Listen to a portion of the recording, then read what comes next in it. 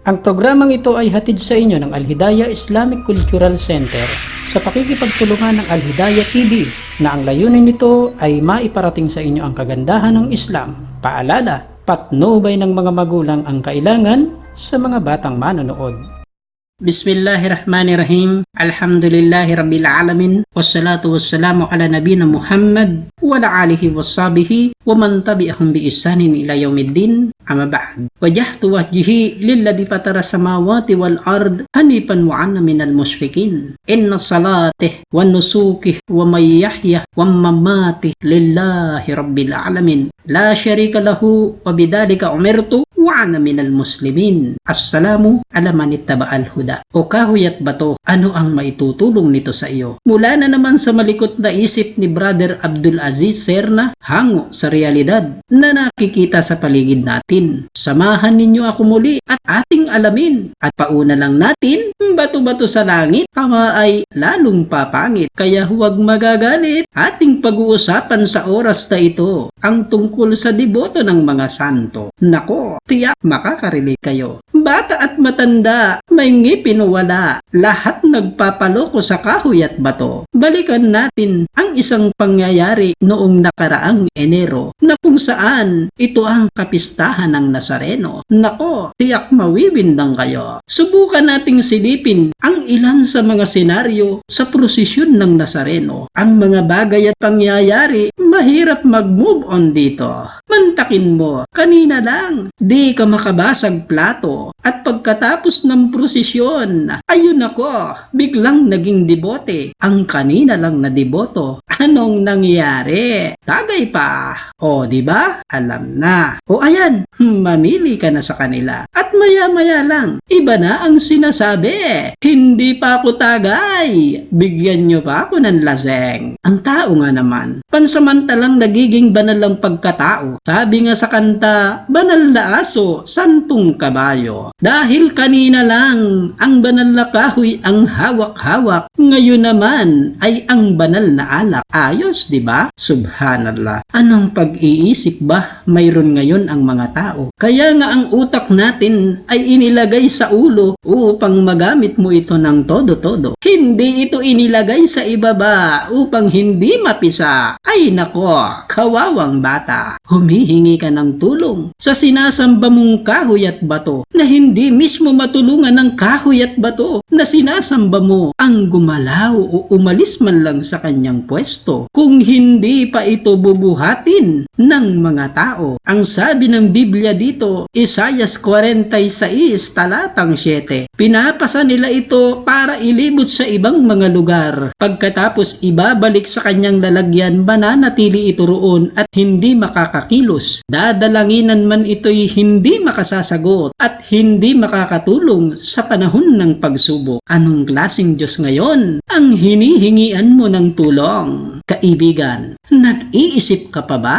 Ang sabi ni Ted Filon, hoy, gising! Nalalaman ba ninyo na itong gawaing pagsamba sa rebulto ay ipinagbabawal din sa inyong mga Kristiyano? Basa ayon sa Biblia, Exodus 20 talatang 4, huwag kang gagawa para sa iyo ng larawan na inanyuhan o kawangis man ng anumang nasa itaas ng langit o nasa ibaba ng lupa o nasa tubig sa ilalim ng lupa. Exodus 20 talatang 5, huwag mong yuyurukan sila o paglilingkuran man sila sapagkat ako'y Panginoon mong Diyos ay Diyos na mapanibughuin. Roma 1 talatang 23. At pinalitan nila ang kaluwalhatian ng Diyos na hindi nasisira ng isang katulad ng larawan ng tao na nasisira. Jeremiah 10 talatang 8, kundi sila'y pawang tampalasan at hangal turo ng mga Diyos-Diyosan, yaong kahoy lamang. Roma 1 talatang 25, sapagkat pinalitan nila ang katotohanan ng Diyos ng kasinungalingan at sila'y nagsisamba at nangalingkod sa mga nilalang kaysa sa lumalang. Deuteronomio 7 talatang 25, ang mga larawang inanyuhan na kanilang mga Diyos ay susunugin ng Diyos sa apoy, sapagkat ito'y isang karumal-dumal sa Panginoon mong Diyos. Isayas 46 talatang 7, walang kwentang tao ang mga gumagawa ng rebulto at walang kabuluhan ang mga Diyos-Diyos ang kanilang pinagpapangahalagahan. Mga bulag at hangal ang mga sumasamba rito, kaya sila ay mapapahiya. Deuteronomio 7 talatang 26, at huwag ninyong ipapasok ang mga Diyos-Diyosan sa inyong mga tahanan. O ayan, nakita mo na ngayon, kaibigan, halimbawa na lang, nabasag ang bato o nasunog ang kahoy na sinasamba mo. Ang malaking tanong, kaya ba nitong bumalik sa dati niyang anyo? Ano sa palagay mo? Kung ang sagot mo ay hindi, tama ang sagot mo. Ngayon, paano ka pala matutulungan ng kahoy na santo kung yung santo mismo hindi niya kayang tulungan ang sarili niya? Ikaw pa kaya? Ay nako, nag-iisip ka nga. Sabi ni Nora Honor, walang himala. Kita mo ang nangyayari sa Quiapo, kamakailan lamang. Anong kababalaghan ang ginagawa ng ating mga kababayan? Sa mahabang panahon, nasa Quiapo lang ang kanilang Nazareno, pero hindi pinupuntahan at hinihipo ito. Kaya nga sabi ng iba patungkol dito, mga hipokrito! Dahil tuwing sasapit ang Enero lang, sila nag-uunahan at magpapakamatay, makahawak lang dito. Aba,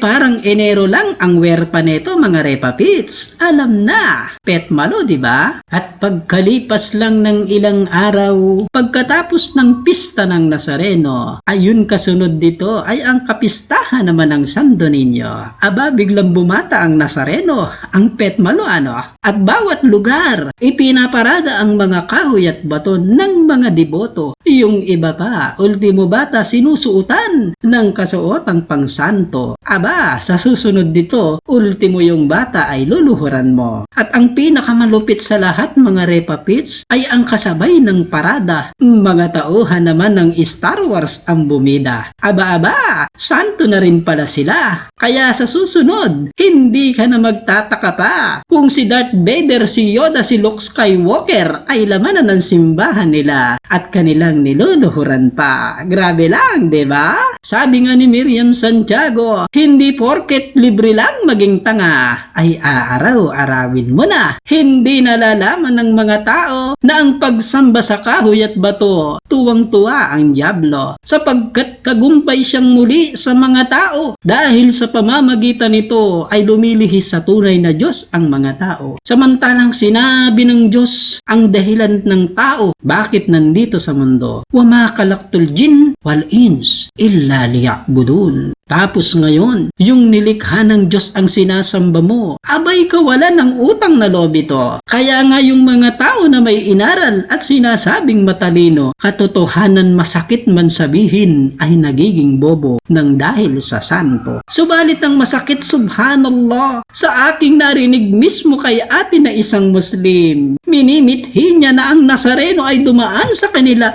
upang swertehin. Allahul musta'an. At yung isa pang ayon sa kanya, nakikisama din daw sila sa paniniwala ng iba. At may hirit pa si ate, respeto lang daw sa iba. Ayos, di ba? Pet malo ka. Subhanallah. Nakikisang-ayon ka at sumusuporta pa sa ibada ng iba. Para mo na ding sinabi, mali ang iyong paniniwala at tama sila. Ang ganitong mga katwiran, sabi ng mga ulama, lalabas ka na sa Islam. Nalalaman ba nila na ito'y malaking kasalanan na maari sila'y matulog sa jahannam magpakailanman? Wal iyadu billah. Nako sister, huwag maging ambasador ng Islam tungo sa kaligawan. Tandaan mga kapatid ang sinabi ni Propeta Muhammad alayhi wassalatu wassalam, mandala ala khairihi fallahu mitlu ajrihi fa ahlihi. Sapagkat katotohanan kapatid, ang iyong paanyaya sa nakararami ay syirkul akbar. Inna Allah la yaghfiru an yusraka bihi wa yaghfiru ma duna dhalika liman yasha. At ang paalala pa ng Allah subhanahu wa ta'ala, innahu ma yusrik billahi faqad haramallahu alayhi al-jannah. At sinabi pa ng Allah subhanahu wa ta'ala, wa yawma yahsyuruhum wa ma ya'buduna min dunillahi faqulu antum adlaltum ibadiha ulai humul dalus sabil. Tandaan ang paalala sa atin ng dakilang Allah mga kapatid sa pananampalataya. Ya ayyuhalladhina amanu ittaqu wattaqullah haqqa tuqatih wa la tamutuna illa wa antum muslimun. Kaya mga Muslim, mag-aral kayo ng usul ad-din upang ang buhay may matibay na pamamaraan. At muli sa madalas kong paalala sa iba, tandaan mga kapatid, ang tunay na Diyos ay hindi sumasa kahoy, hindi sumasa bato, hindi sumasa larawan, hindi rin sumasa pako, at mas lalong hindi sumasa tao. Dahil lang tunay na Diyos, nandun siya, sumasa langit. Naway makapagbigay ng konting aral ang mundi kong mensahe sa inyo. Laging tatandaan na kaming mga Muslim, hindi namin naisirain ang inyong paniniwala, bagkus nandito kami naghahatid sa inyo ng mabuting balita. Al-ilmu nurun